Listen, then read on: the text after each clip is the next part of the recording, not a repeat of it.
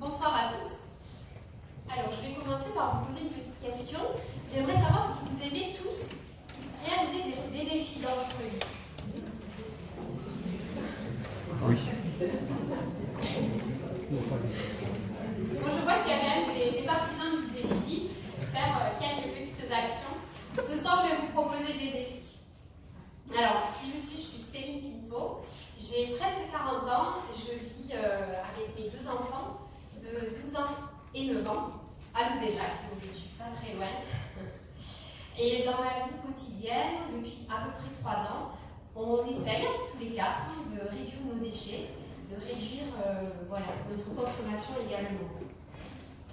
Alors, ma poubelle elle déborde encore, il n'y a pas de problème, j'ai encore beaucoup de progrès à faire, mais ça vient petit à petit. Donc je ne suis pas quelqu'un forcément d'exemplaire. Le seul talent que j'ai, c'est de partager tout ça sur un blog qui s'appelle Du Bonheur by Céline, et je raconte un petit peu mes péripéties, mes histoires, mes aventures zéro déchet. Donc ce soir c'était l'occasion de vous en parler aussi. Parce que Internet c'est bien, mais la vraie vie c'est encore mieux. Et donc c'est vrai que le défi zéro déchet, c'est un défi qui me tient à cœur. Ce qui me tient surtout à cœur avec le blog et puis avec vous ce soir, c'est de partager. Parce qu'en fait, tout ce que je fais à la maison, c'est bien, mais c'est pas suffisant. Et l'idée, c'est que si vous tous, vous mettez en pratique, c'est pour ça que je vous parle de défi, si vous réussissez à mettre en pratique 1, 2 ou 3 actions que je vais vous expliquer ce soir, j'aurais fait mon travail. Parce qu'en fait, l'idée, c'est de multiplier et de partager les actions. Donc ça, c'est ce qui me tient à cœur au quotidien. Dans ma vie professionnelle, je travaille dans le marketing et la communication. Voilà.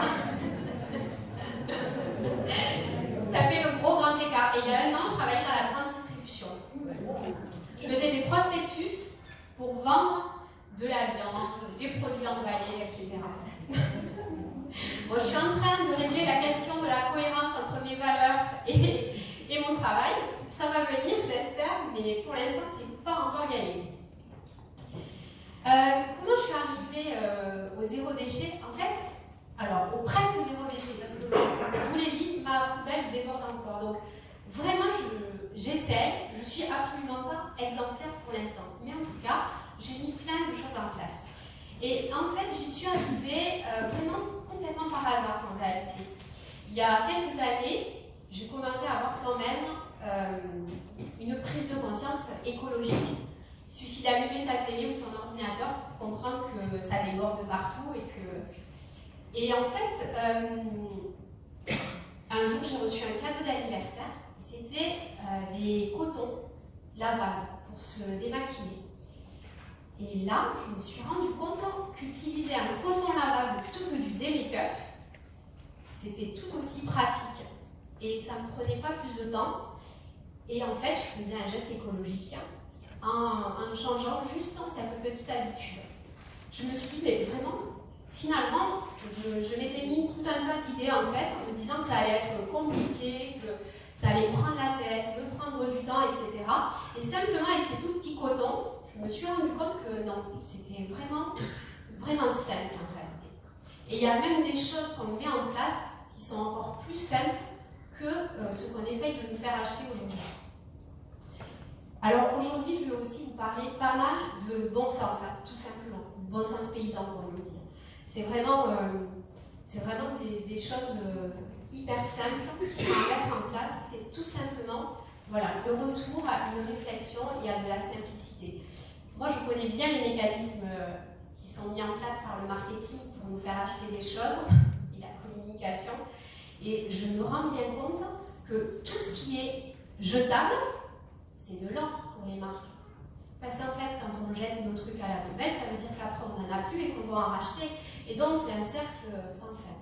Bien sûr, ils ne s'occupent pas de la gestion des emballages, ce n'est pas leur problème, c'est le problème des gens de la politique et de l'État. Mais nous, en fait, on fait partie aussi de ce cercle de consommation. Et donc, acheter des cotons jetables, Ça veut dire que toutes les semaines, on va devoir en racheter. Et finalement, c'est de revenir à une ère qui existait il y a longtemps, c'était avant l'industrialisation. Et finalement, avec les progrès qu'on a aujourd'hui et les choses qu'on connaît aujourd'hui, ben c'est beaucoup plus facile de mettre en place certaines choses de bon sens.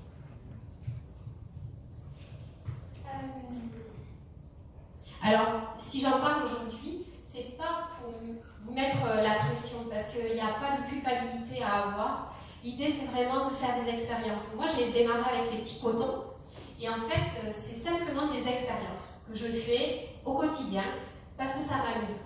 Il n'y a pas de culpabilité, tout est ok, tout va bien. Souvent, on se met de la pression, mais il ne faut pas. Alors, je vais commencer par quelques petits chiffres.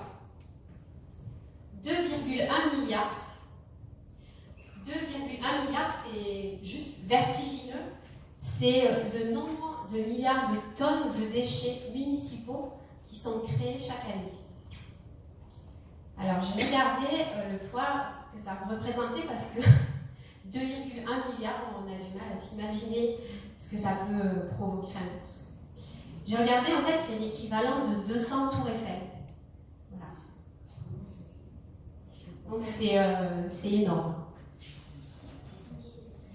Pour la France, c'est le monde, c'est un chiffre mondial.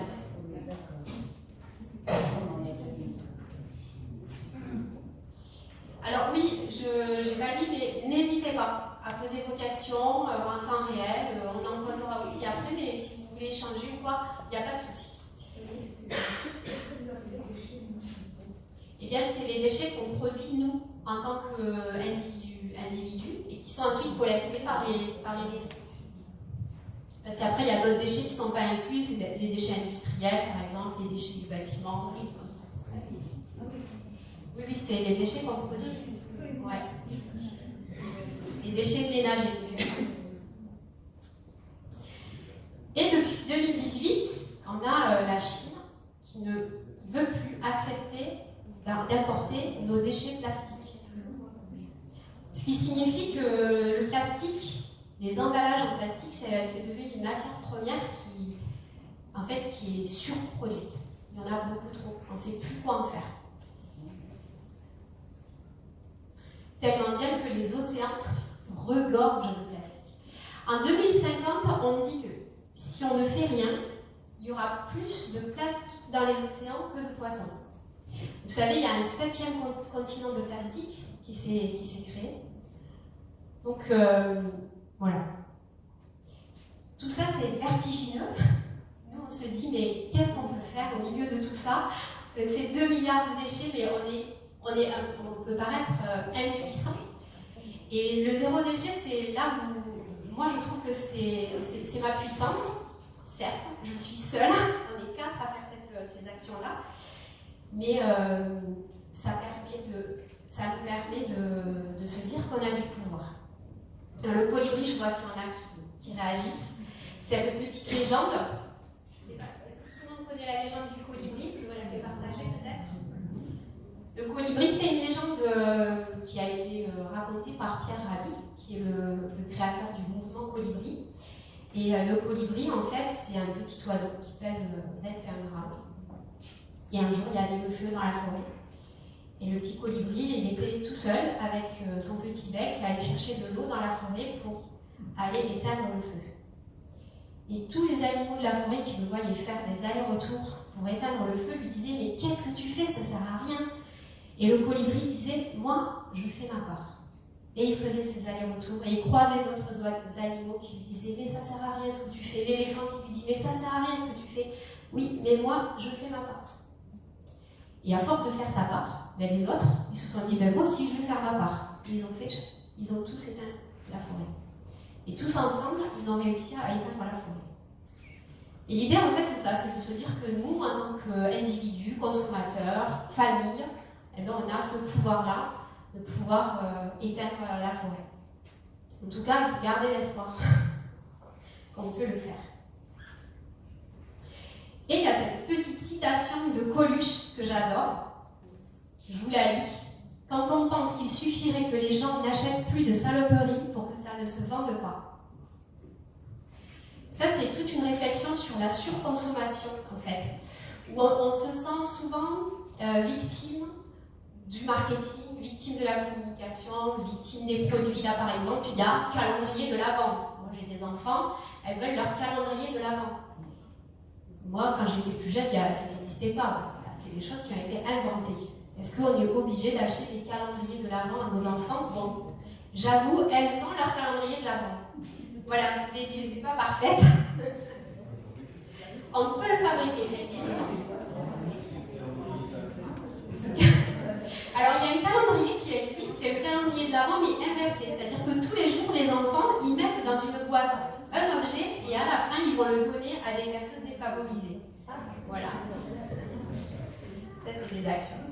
Mais donc, cette citation, elle montre aussi qu'on a du pouvoir. On n'est plus des consommateurs, on est des consommateurs. Et donc, on choisit ce qu'on achète et on le fait sciemment.